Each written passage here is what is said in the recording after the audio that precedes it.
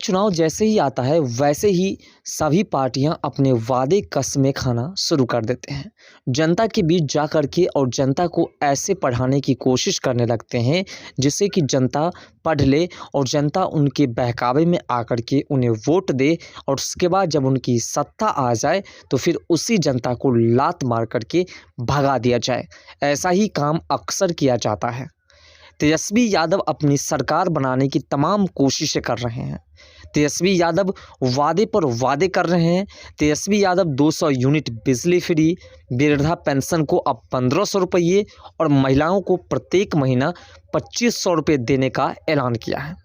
आखिर ये योजना तेजस्वी यादव कहां से ला रहे हैं और इस योजना का लाभ तेजस्वी यादव को मिलेगा या नहीं, और इस योजना की शुरुआत जिस राज्य में की गई उस राज्य में आखिर क्या हुआ विपक्षी पार्टी को, आज के इस वीडियो में इन सभी बातों को हम विस्तार से चर्चा करेंगे। साथ साथ किस प्रकार से लालू प्रसाद यादव अपने बेटे को मुख्यमंत्री बनाने के लिए अपने ही गठबंधन के नेताओं के साथ गद्दारी कर रहे हैं, उसकी भी चर्चाएं करेंगे। बिहार में अगले साल यानी कि 2025 में होने वाले विधानसभा चुनाव में मतदाताओं को लुभाने के लिए अभी से ही रेवड़ियों का जो है प्रलोभ देने का काम शुरू हो गया है। सभी को रेवड़ियां बांटने का काम शुरू कर चुके हैं। जनता को अपने पक्ष में करने के लिए राजद के द्वारा मुफ्त वाली योजनाओं का वादा करने में जुट गए हैं। आपको याद होगा कि दिल्ली में जब अरविंद केजरीवाल ने मुफ्त बिजली और मुफ्त राशन जैसी कई योजनाओं का जो है लोगों को लोभ लालच दिया था और उसके बाद एक पर एक फ्री योजना लाई और उसके बाद अरविंद केजरीवाल ने दिल्ली की क्या हालत की थी ये तो आप भली भांति जानते हैं, और उसके बाद अरविंद केजरीवाल का क्या हुआ ये बात भी आप जानते हैं। नेता प्रतिपक्ष तेजस्वी यादव इस बार मुख्यमंत्री नीतीश कुमार से सत्ता छीनने को बेताब दिख रहे हैं। वे अब तक बिहार में 200 यूनिट बिजली फ्री, वृद्धा पेंशन को 400 रुपये से बढ़ाकर 1500 रुपये करने के अलावा महिलाओं को 2500 रुपये देने के लिए माय बहन मान योजना का ऐलान कर चुके हैं। तेजस्वी यादव उन सारे वादों को दोहराने में जुटे हैं जो सफल हो चुके हैं। मुफ्त बिजली वाली स्कीम दिल्ली में हिट हो चुकी है। यहां अरविंद केजरीवाल की सरकार ने 200 यूनिट बिजली मुफ्त देने की योजना लागू की थी। इस योजना की बदौलत थी केजरीवाल की 2019 में प्रचंड बहुमत के साथ सत्ता में वापसी हुई थी। उसके बाद दिल्ली के हालात भी आप जानते हैं कैसा रहा। यह योजना पिछले 9 सालों से चल रही है और मार्च 2025 तक इसे जारी रखने का ऐलान किया गया है। पंजाब में भी भगवंत मान के नेतृत्व में आप सरकार ने 300 यूनिट तक बिजली मुफ्त देने की योजना लागू कर रखी है। और ये बात भी आपको बता दें कि जिन जिन राज्यों में बिजली मुफ्त की बातें की जा रही है उन राज्यों में कर्ज भी काफ़ी अधिक तक राज्य के ऊपर बढ़ चुके हैं। यहाँ 2 महीने के बिजली बिल चक्र के तहत लोगों को 600 यूनिट मुफ्त बिजली मिलती है।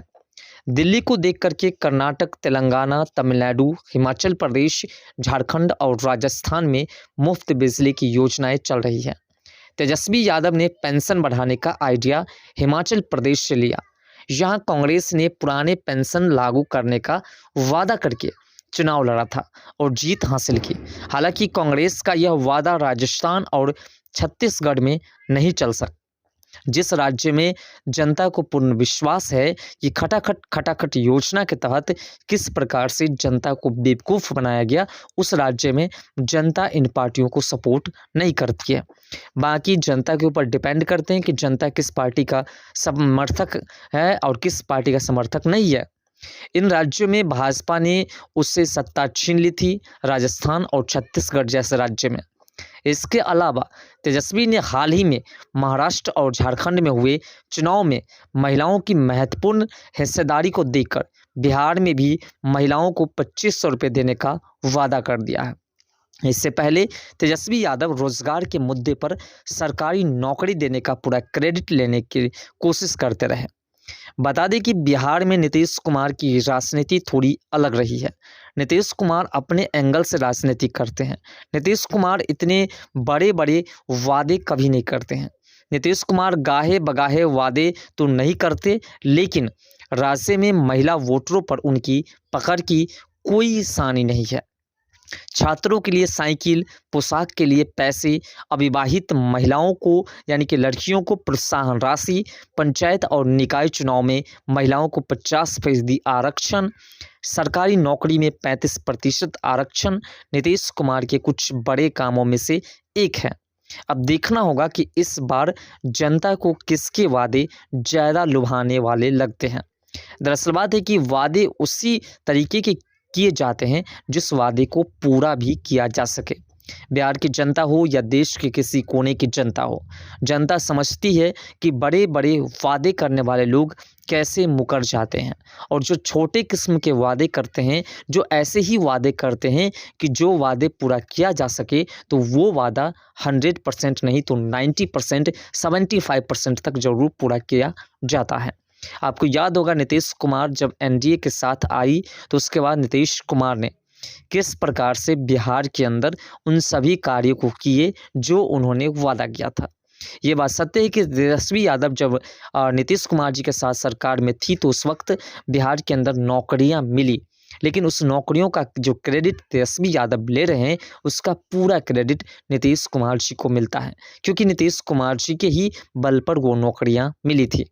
नीतीश कुमार जी बेरोजगार से लेकर के बिजली व्यवस्था से लेकर के आज घर घर तक बिजलियां पहुंची है, इसका क्रेडिट नीतीश कुमार जी को मिलता है। नीतीश कुमार जी उसी काम का वादा करते हैं या भारतीय जनता पार्टी उसी वादा को करते हैं जिससे वह भविष्य में पूरा भी आसानी से कर सके।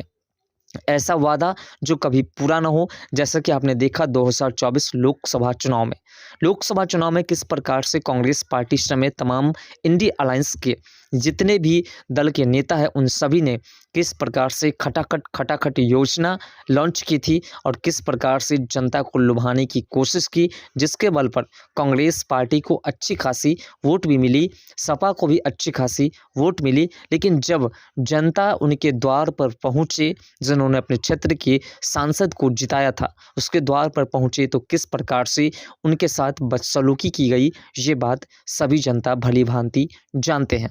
इसलिए वादे वैसे ही सही होते हैं जो निभाया जा सके।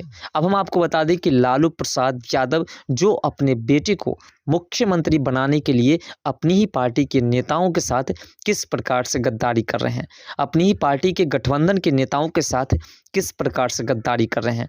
दरअसल बात है कि कांग्रेस पार्टी के नेता दो अहम चेहरा कन्हैया कुमार और पप्पू यादव, उन दोनों के साथ किस प्रकार से लालू प्रसाद जो है खेल खेल रहे हैं, ये बात आपने 2024 लोकसभा चुनाव में देखा था।